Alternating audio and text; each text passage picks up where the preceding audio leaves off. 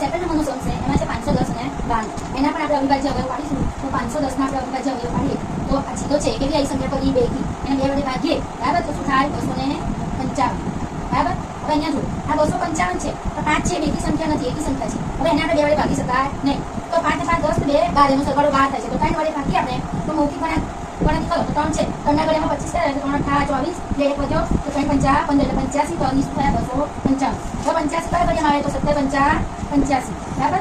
17 50 85 અને 17 કેવી છે અવિભાજ્ય સંખ્યા 17 એકા 17 બરાબર.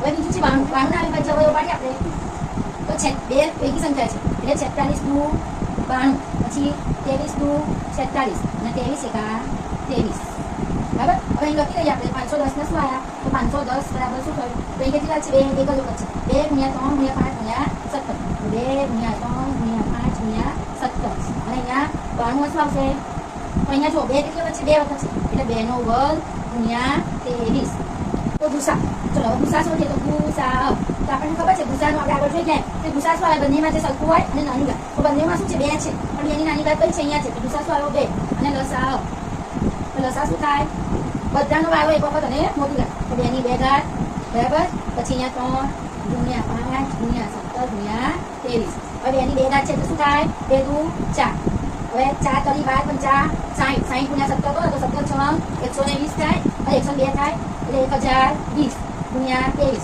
હવે 1020 નો 23 જોડે ગુણાકાર કરવાનો 1020 × 23 2 0 2 દુ 4 0 2 દુ 2 3 દુ 6 શું જવાબ આવ્યો 0 6 4 23 460 લસા શું આવ્યો 23 460. હવે આપણે અહીંયા ચકાસણી કરવાની છે કે ગુસા ગુણ્યા લસા તો અહીંયા આપણે કરીએ કે ગુસા ગુણ્યા લસા બરાબર. તો ગુસા કેટલો છે 2 × 23 460 કેટલો થાય ડબલ થઈ જાય છે 23 460 છે તો 23 નું 46 થાય અને 460 ની જગ્યાએ 800 ને 920 થઈ જાય તો જવાબ શું આવ્યો 46 920 બરાબર. હવે આપણને શું છે બંને ખૂણા ગુણાકાર છે તો અહીંયા લખવાનું જો